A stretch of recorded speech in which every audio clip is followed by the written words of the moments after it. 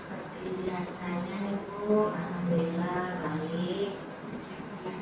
Ibu mohon maaf, Emi agak mengambillah sedikit waktu ya Bu ya. Kebetulan Emi ada tugas untuk modul 3.1 tentang keputusan, pengambilan keputusan sebagai pemimpin. Nah, salah satunya mewawancarai kepala sekolah. Nah, jadi Emi minta waktu untuk Ibu Sukini supaya bisa Emi wawancarai. Seperti itu, Bu. Baik, nanti apa yang ditanyakan Bu Emi insyaallah disampaikan sesuai dengan pengalaman yang terjadi di sekolah Ibu. Begini Bu, kita kan biasanya ya, apalagi Ibu udah menjadi kepala sekolah nih, pasti ada kan, kita langsung saja dulu ya, pasti ada kejadian gitu ya, atau peristiwa yang membuat Ibu dilema. Nah, karena di materi ini kan ada pembahasan tentang dilema etika dan rujukan moral nih, gitu kan.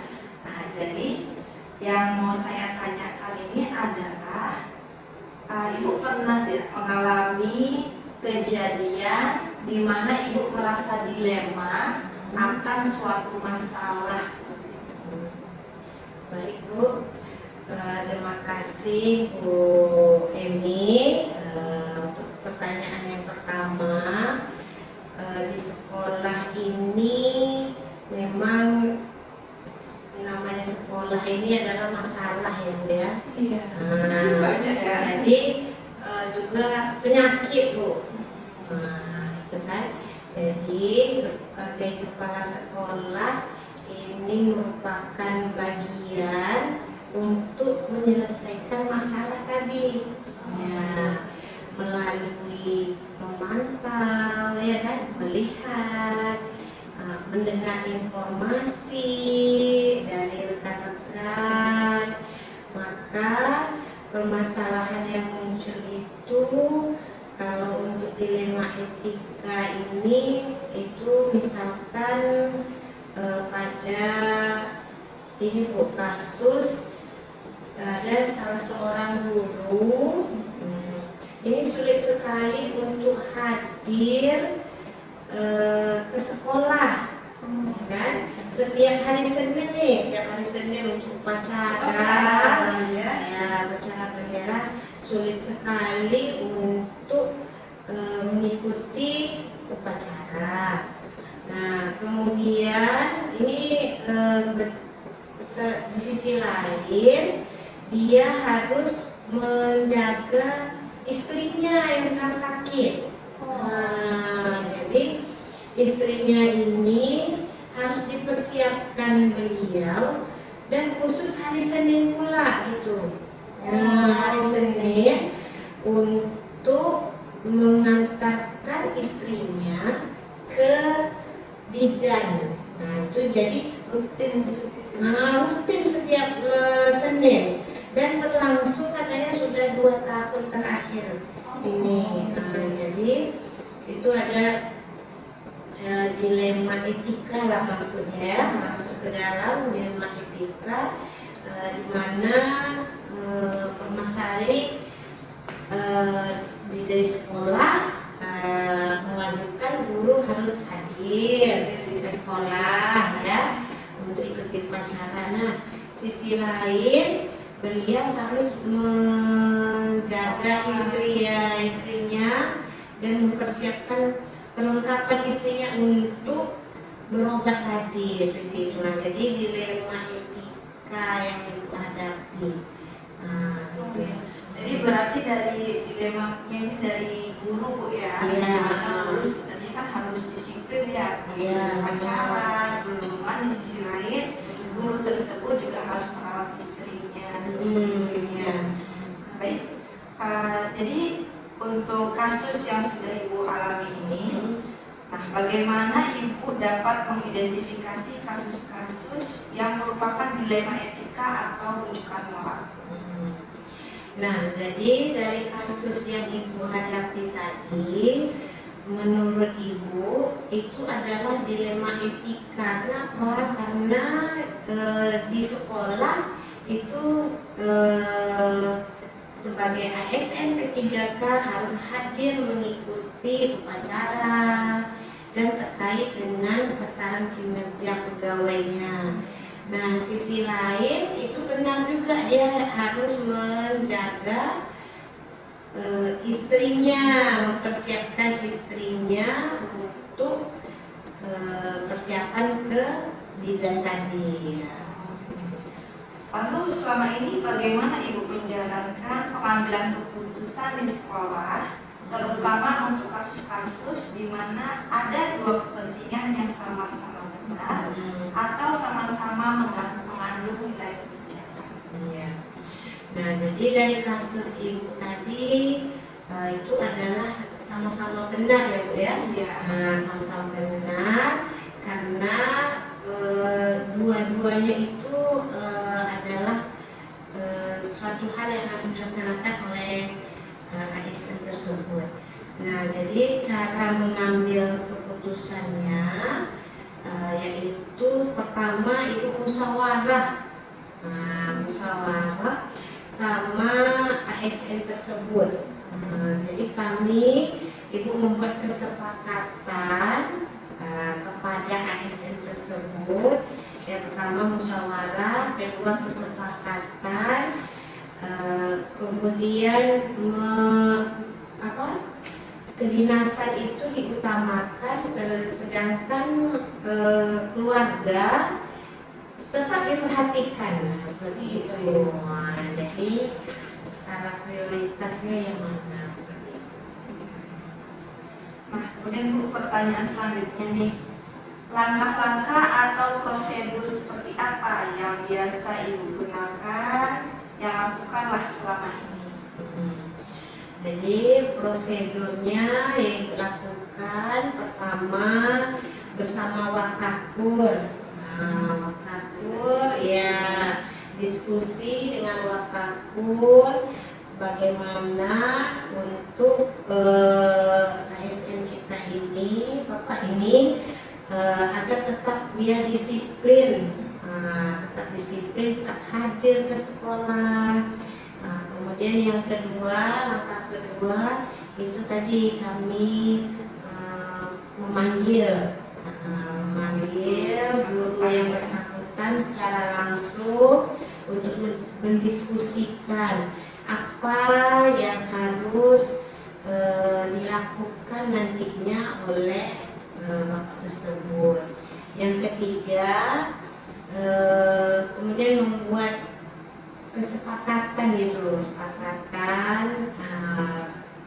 kesepakatan mana yang skala prioritas.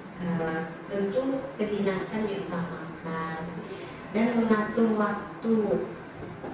waktu mempersiapkan istrinya, mungkin lebih awal lagi bangunnya. Jadi diskusi seperti itu.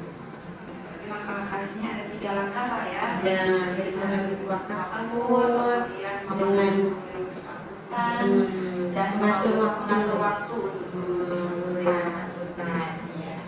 Baik, untuk pertanyaan yang selanjutnya, hal-hal apa saja yang selama ini sudah Ibu anggap efektif dalam pengambilan keputusan pada kasus-kasus dilema etika tersebut? Hal yang sudah Ibu rasa sudah dilakukan dengan baik itu adalah budaya positif. Budaya positif ini artinya kami di sini ada namanya surat pernyataan. Nah, dengan guru ASN P3K sehingga guru itu merasa terikat dengan surat pernyataan yang sudah dilakukan. Kemudian berikutnya yang kedua, yang pertama tadi menciptakan budaya positif di lingkungan sekolah. Yang kedua itu kami tetap melakukan pertemuan rutin dengan guru terkait dengan tupoksi masing-masing ASN khususnya ya ASN PNS maupun ASN P3K. Kemudian yang ketiga, tentu kita harus saling berkolaborasi, komunikasi ya, dan juga nanti akan melakukan refleksi dengan guru-guru tersebut. Berarti hal-halnya yang dianggap sudah efektif lah Bu ya, Iya. yang bisa juga membantu Pak itu sebenarnya ya. Iya. Nah, kemudian pertanyaan selanjutnya, hal-hal apa saja yang selama ini merupakan tantangan dalam pengambilan keputusan pada kasus-kasus dilema etika? Nah, tantangannya itu tentu ada faktor eksternal dan internal ya. Kalau faktor eksternal tentu dari luar diri Bapak tersebut ya, eksternal mungkin pandangan kawan-kawannya terhadap beliau ya, kinerja, karena nanti ada juga kecemburuan sosial. Kenapa sih Bapak itu bisa setiap hari Senin tidak upacara ya? Nah, itu tantangannya. Adanya kecemburuan sosial dari rekan-rekan kerja sendiri. Nah, kemudian faktor internal tentu mulai dari diri Bapak itu sendiri untuk melakukan perubahan, itu perlahan-lahan itu lakukan pendekatan agar memberikan pemahaman kepada Bapak itu bahwa itu tadi kedinasan lebih utamakan dan keluarga tetap diperhatikan. Jadi mulai dari diri Bapak itu sendiri kalau internalnya.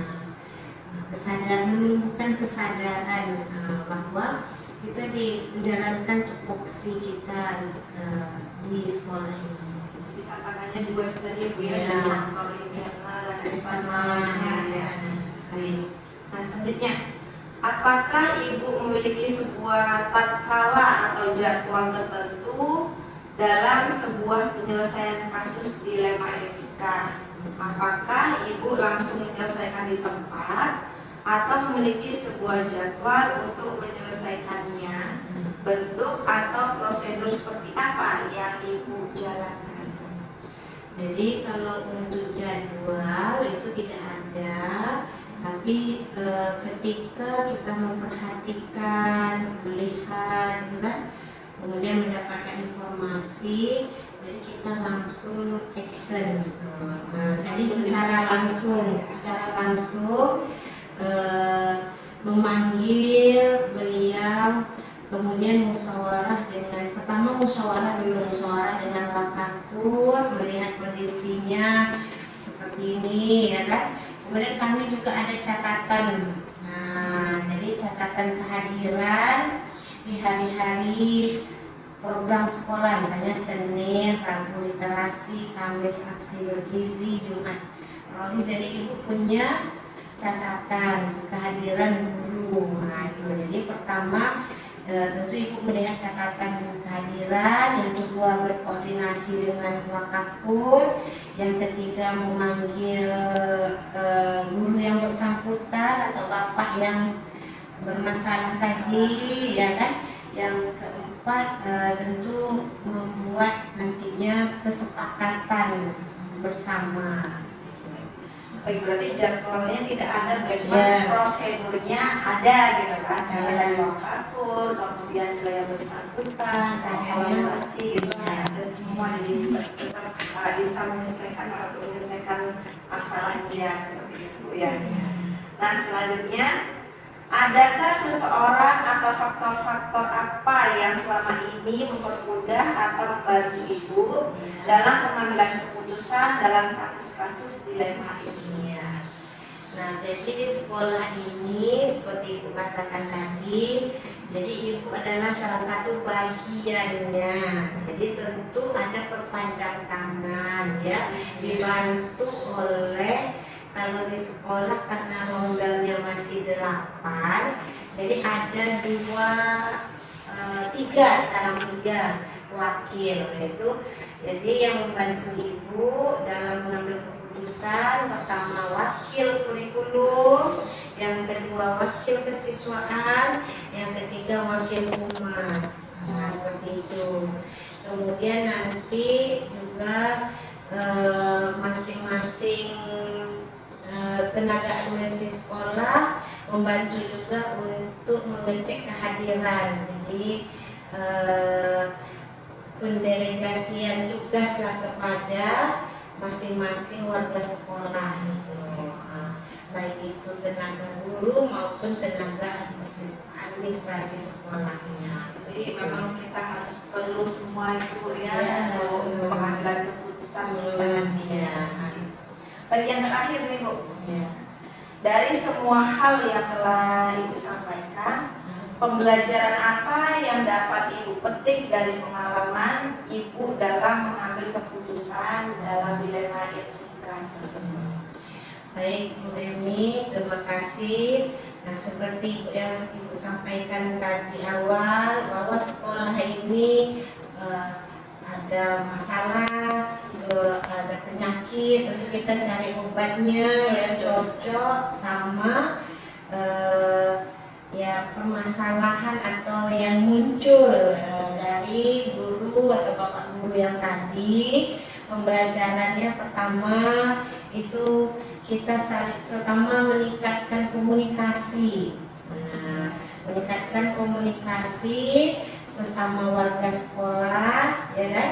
Terutama ya nanti dengan yang punya masalah tadi dipanggil, memang harus kita selalu berbagi gitu ya. Nah, kemudian nanti melakukan refleksi, apa sih yang harus ditingkatkan lagi, apa yang kurang. Nah, yang kurang diperbaiki, ya kan, yang sudah bagus ditingkatkan lagi.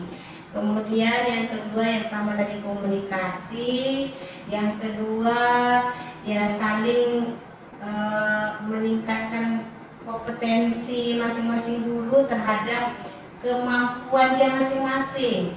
Nah, kemudian kinerjanya, peningkatan kinerja dari masing-masing ASN tersebut. Ya baik, berarti pembelajaran Ibu sampai Ibu dapatkan selama pengalaman Ibu itu tadi ya, selalu menjalin komunikasi gitu kan, dan untuk peningkatan kompetensi dan peningkatan kinerja kita. Iya. Ya. Nah, baik Bu, terima kasih Ibu untuk wawancara hari ini tentang dilema etika. Memang ya, kita selalu punya masalah di sekolah yang penyakit, dan kita harus menyelesaikannya juga dengan baik ya, dengan hal yang baik. Terima kasih Bu untuk waktunya hari ini. Saya mohon maaf jika sudah mengganggu nih gitu ya. Semoga masalah-masalah yang kita hadapi di sekolah bisa terselesaikan dengan baik. Terima kasih. Wassalamualaikum Ibu. Waalaikumsalam warahmatullahi wabarakatuh.